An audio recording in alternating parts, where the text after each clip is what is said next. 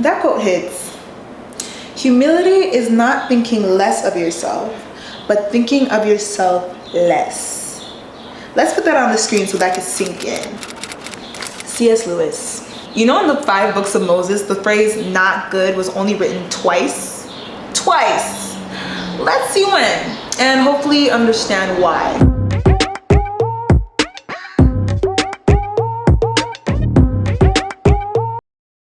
So God's out there making everything and all. Water, trees, animals, food, life.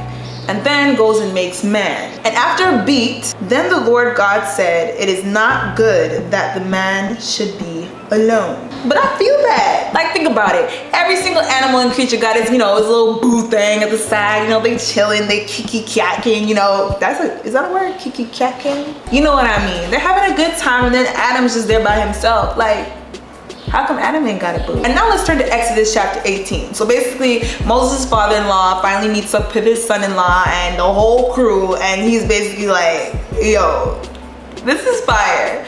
But, verse 13. The next day, Moses sat to judge the people, and the people stood around Moses from morning till evening. When Moses' father-in-law saw all that he was doing for the people, he said, "What is this that you are doing for the people? Why do you sit alone, and all the people stand around you from morning till evening?" And Moses said to his father-in-law, "Because the people come to me to inquire of God. When they have a dispute, they come to me, and I decide between one person and another, and I make them know the statutes of God and his laws." Moses' father-in-law said to him, "What you are doing is not good. You and the people with you will certainly wear yourselves out, for the thing is too heavy for you. You're not able to do it alone." So the first person, and then Moses. There's something here.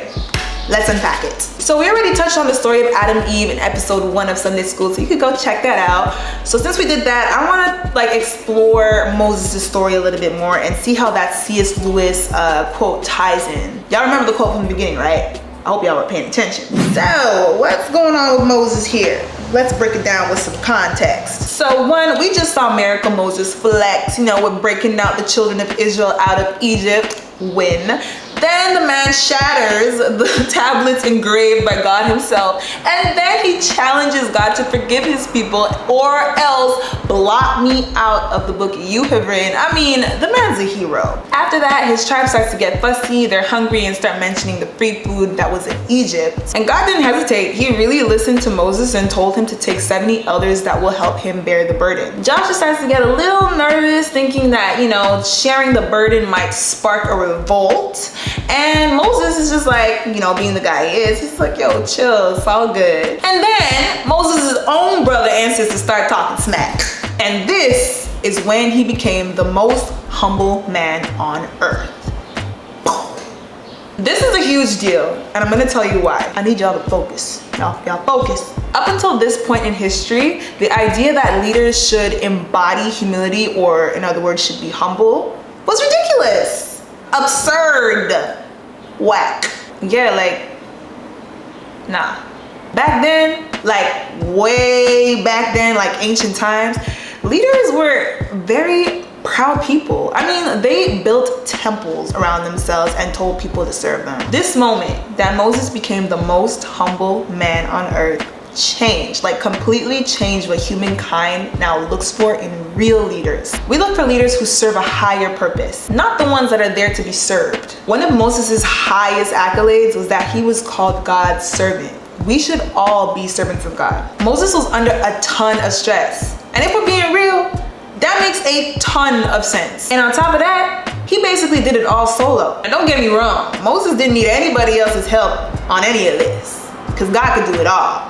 And that's on period. But I totally feel that Moses did need that extra company to, bring to an end that unbearable isolation. Because remember, it ain't good to be alone. The moment those 70 elders partook in Moses' burden, that loneliness went away. Moses didn't even flinch when his siblings started to talk trash. In fact, Moses actually prayed for his sister when God punished her with leprosy. For genuinely humble people, it's God and other people that matter, not me. Realizing that what matters is not self-regard, That is the key. Ultimately, humility inspires greatness in others. So tell me, fam, who are some humble leaders that you look up to? Shout them out and tag us so we can show them the love that they deserve. Submit it to us at SoulShop and we will post it everywhere. You feel me? Because that is the world we want to live in. I'm Ariel Fitz.